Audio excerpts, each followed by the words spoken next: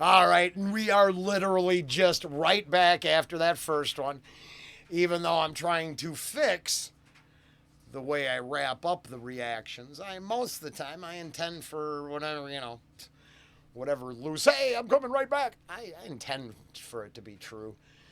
It was just a rough couple weeks. I mean, I literally was 12 days behind on comments. And just got through them today, and we just kind of had to clear it all up. And now I'll try to get back to some more communication. As long as we're just talking about the new stuff, I'm cool. Now I'm not sure on this. I looked at the copyright holder. It's just audio, so we're probably all right. But I don't know if this is over on the other channel or somewhere else because of blockage. I'm just this one's a rough one because I looked at who's the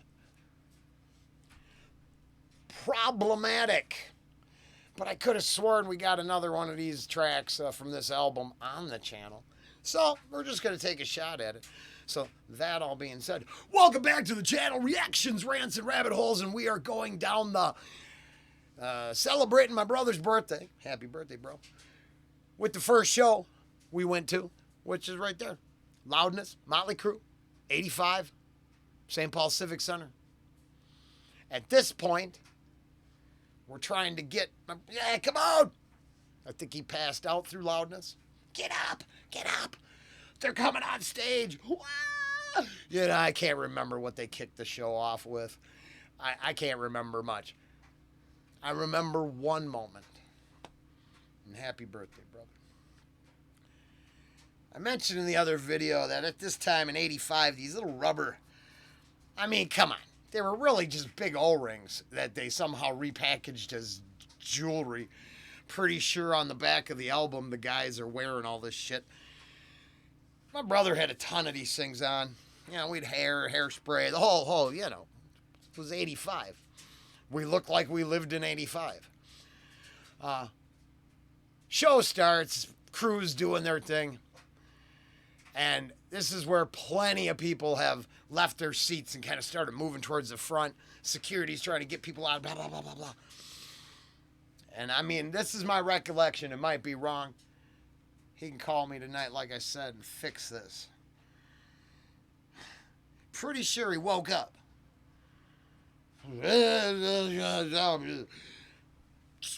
Ignored us all. Stumbled through the crowd, right up to the front.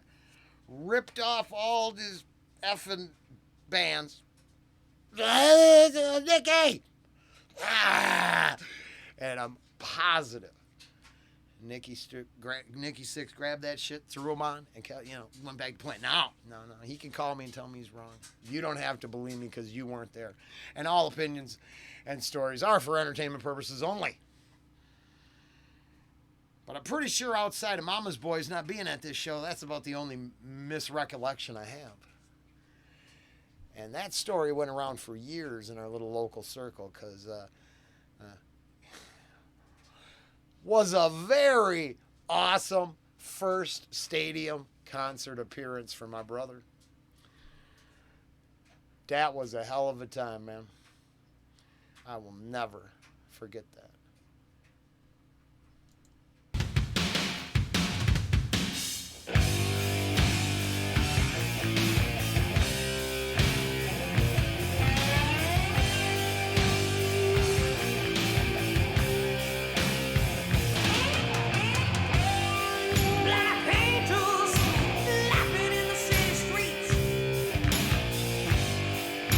Street toys screaming pain and clench the teeth.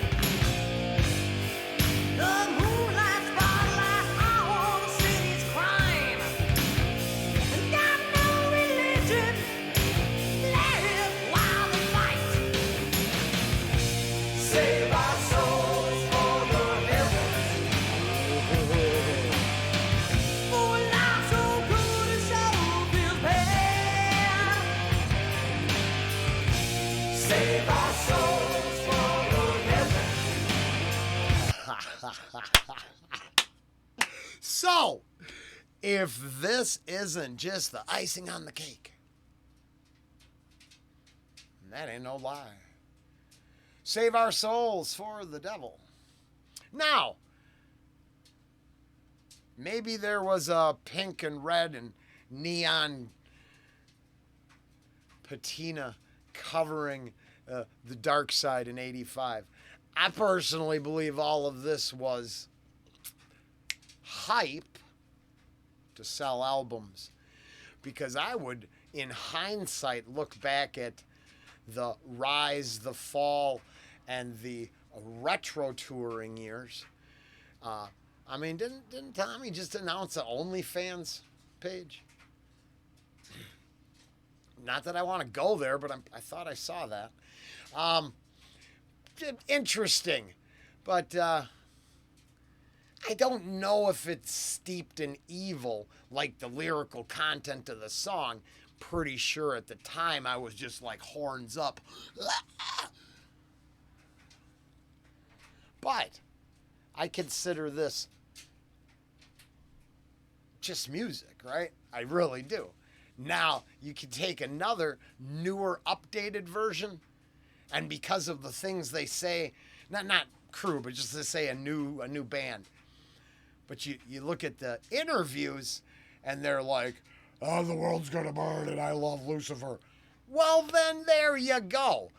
The boys here singing about their whatever, save our souls for the devil, really were partying, doing a lot of blow, and having a good time, right? Boozing it up. Now, in retrospect, we've seen the whole story and what it all says, and that's kind of the deal. It's a little bit different than, hoping demise on the planet, celebrating depopulation, or any other current thing some of these crazy newer artists do who celebrate the dark side. So I always thought, why the straights thought Kiss was evil. I listened to the music and go, damn, it's just rock and roll, right?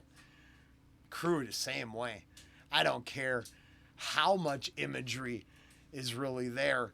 I just think it was straight rock and roll with a edgy, industry darkness on it.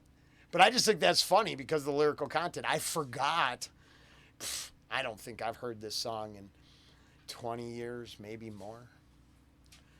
I don't think I've heard this song since back in the day. I mean, I haven't had an album. None of those albums have spun in 30 years, right? I listened to those albums in high school. I ain't had a record player since high school. It's pretty much that easy. But yeah, weird. I forgot all about this lyrical content.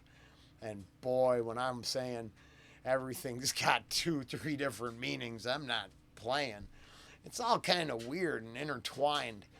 If this is your first time at the channel and you have no clue what I'm talking about, nope, that makes sense. Honestly, unless you've watched every reaction, most reactions are probably goofy as hell because I reference all kinds of stuff. But you notice there's no links to that stuff, so happy hunting. Save our souls from the devil.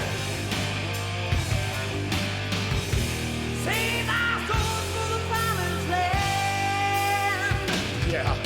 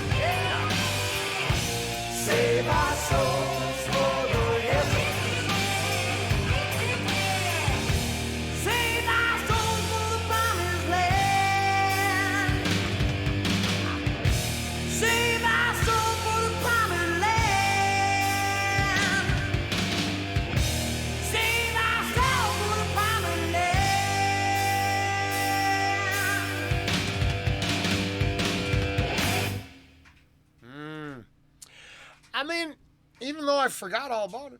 Yeah, I mean, it's just straightforward rock and roll. Now, I personally liked the first two albums. A little of the stuff. I was like I don't know, the changing looks, it all. I'm pretty sure Metallica and Slayer, all the other stuff was coming within the next year to year and a half in our lives. But for me, now it's funny because I got to see how this works out. But there was other musics that were important to us that surrounded our youth, the end years of high school, those last days of nothing but fun, I guess. I don't know. I'd weigh that against all the damn wood we cut and say that it wasn't that fun. But then it wasn't that bad either. Save Our Souls, remastered off Theater of Pain. But what we're really doing is talking about the 1985 tour. Loudness, Mötley Crüe, first stadium show ever. My brother, myself, and a good friend. And I'm remembering it on my brother's birthday today. Thank you. For everybody else for joining us.